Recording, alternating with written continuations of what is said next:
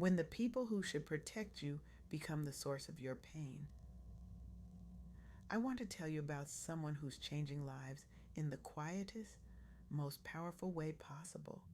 Her name is Chantá Jones, and she's not just a coach or consultant, she's a bridge builder between pain and purpose, between trauma and transformation. Chantá works with Black professionals and entrepreneurs who've been hurt by the very people who were supposed to love them, protect them, champion them. And she doesn't just help them survive, she helps them turn their deepest wounds into their most powerful offerings. Her work ripples through boardrooms, therapy sessions, and kitchen tables where Black women and men are finally giving themselves permission to say, enough. What Chantá shared with me during our conversation stopped me in my tracks. It was so necessary, so profound, that I knew I had to bring these insights to you today. Because here's the truth we don't talk about enough. The deepest wounds don't always come from strangers. Sometimes the people who hurt us the most are the ones who were supposed to be our safe place. Family, partners, mentors, church leaders, colleagues we trusted like kin. And when that betrayal happens, it doesn't just break your heart, it fractures your sense of safety in the world. It makes you question your judgment, your worth, your ability to trust again. So today we're going to talk about what Chantá calls turning pain into power. Not in some Instagram caption kind of way, but in the real messy, soul deep way that requires you to look at your wounds, name them, grieve them, and then decide that they will not be the end of your story. Let me start with something Chantá said that stopped me cold. She said, your pain is data, not your destiny. Read that again.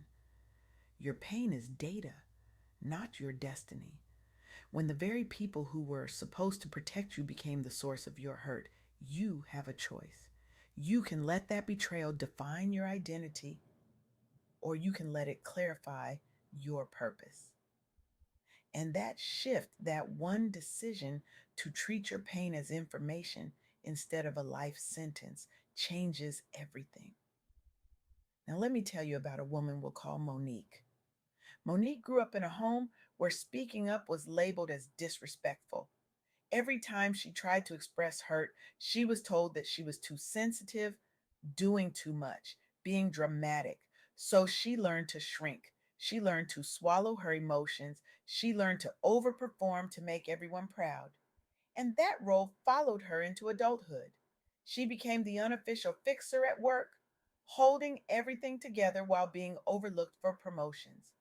Her brilliance was minimized. Her ideas were stolen. And the worst part, she thought it was normal because the pattern started at home.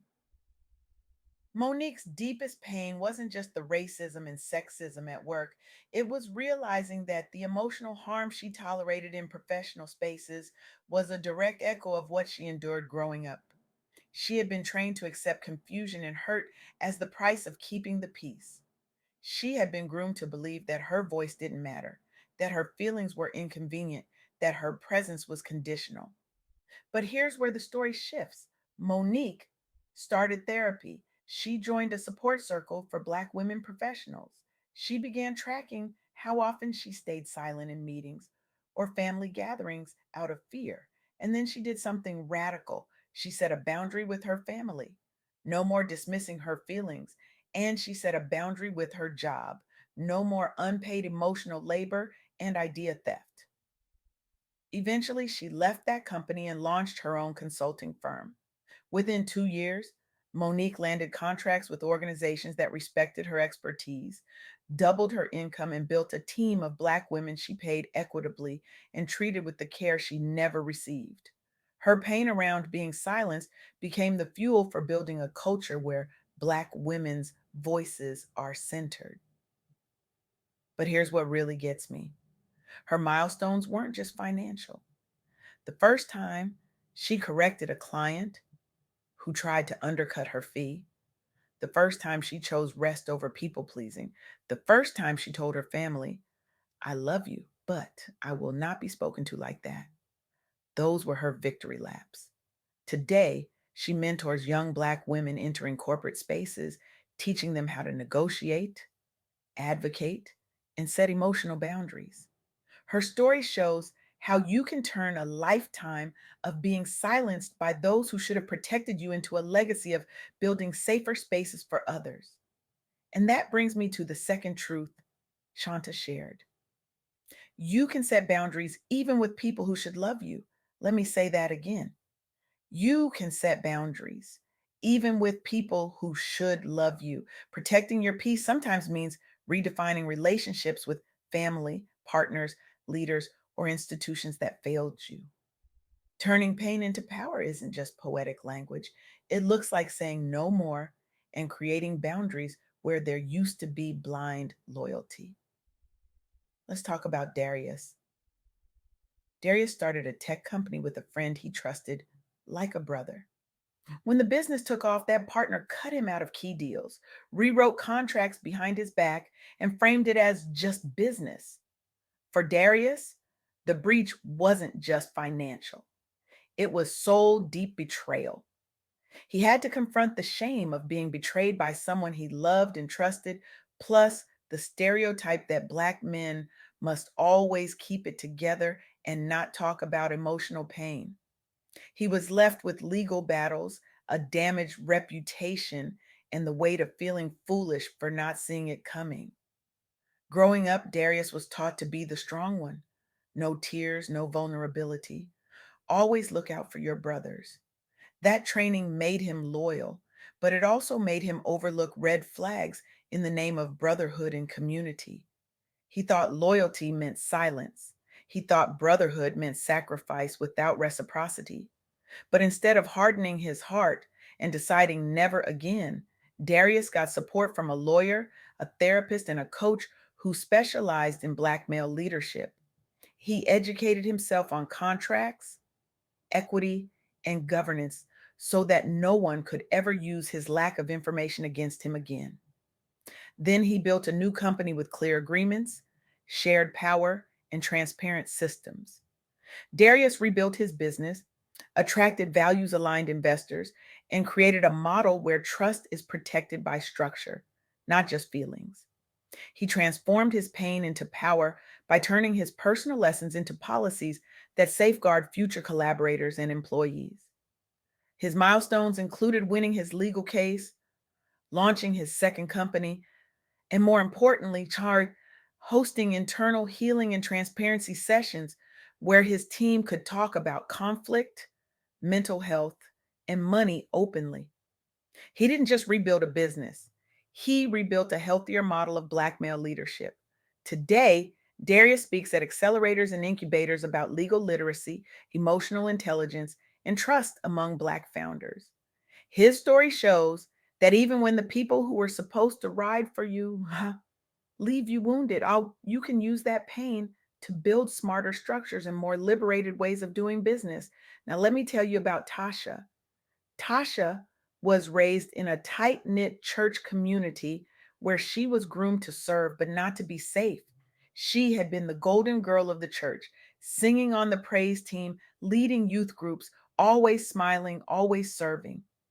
Behind the scenes, she endured gaslighting, favoritism, and emotional manipulation, all justified as spiritual covering. When she experienced emotional and spiritual abuse from leaders she admired, she was told to pray about it and cover them instead of seeking real accountability. Tasha's deepest conflict was spiritual. How do you heal when the people who harmed you wrapped the harm in God's name? She struggled with religious guilt, anxiety, and the fear that walking away from those leaders meant she was walking away from God and from her community.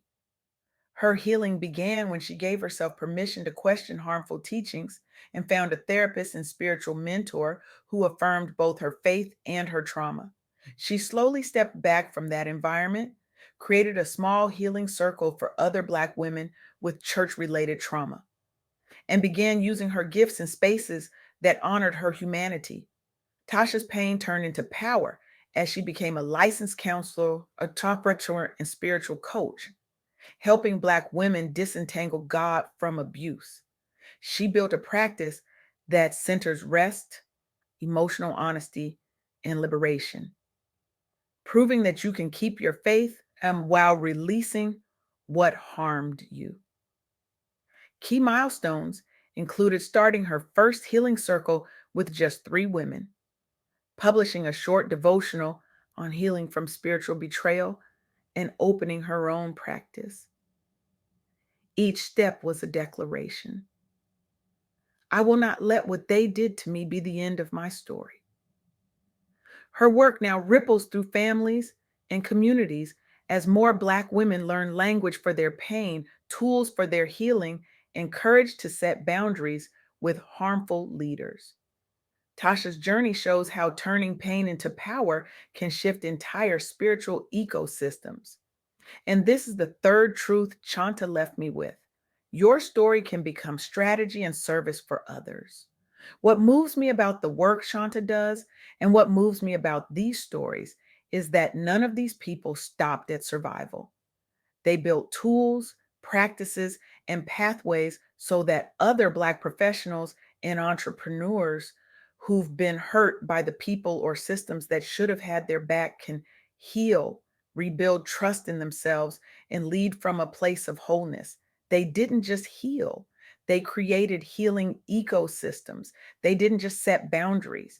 They taught others how to do the same. They didn't just survive, they turned their survival into strategy and their story into service. So here's what I need you to hear: your pain is real, your anger is valid, and you still have the authority to rewrite your story with style, with grace, and with a little bit of that soft yet unyielding strength that says, I am done shrinking for people who refuse to grow. I want you to feel seen right now, like someone finally put words to the betrayal, confusion, and exhaustion you've been carrying from people and places that were supposed to be safe. You might feel tender. You might even feel triggered. But I also want you to feel deeply validated. You are not broken. You are not too much. You are not foolish for trusting. You are simply ready to stop giving your energy to people and systems that do not deserve it. And that is the beginning of your power. Not because you're weak, but because you finally understand that protecting your peace, honoring your boundaries, and building a life where you are safe, seen, and celebrated is not selfish. It's sacred. Chantá Jones is doing this work every single day. She is helping Black professionals and entrepreneurs turn their deepest wounds into their most powerful offerings. And if her story and the stories we share today have stirred something in you, then let that be your sign. It's time. Time to stop waiting for protection from people who keep hurting you. Time to become your own safe place. Time to turn your pain into power, your survival into strategy, and your story into service. So here's my challenge to you. Right now, I want you to identify one place in your life where you are still fighting to be protected by someone who keeps hurting you, whether that's a person, a workplace, an institution, or even an old belief. This week, make one concrete move toward power. Have the hard conversation you've been avoiding.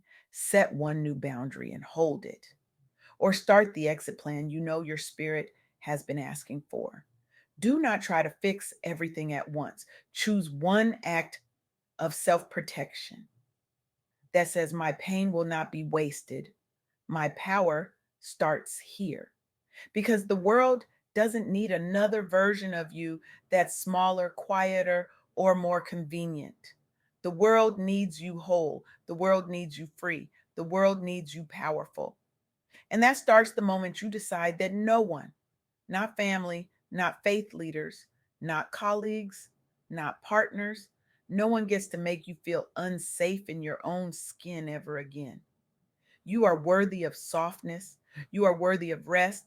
You are worthy of a life where love doesn't come with conditions and protection doesn't come with pain. Now go build it.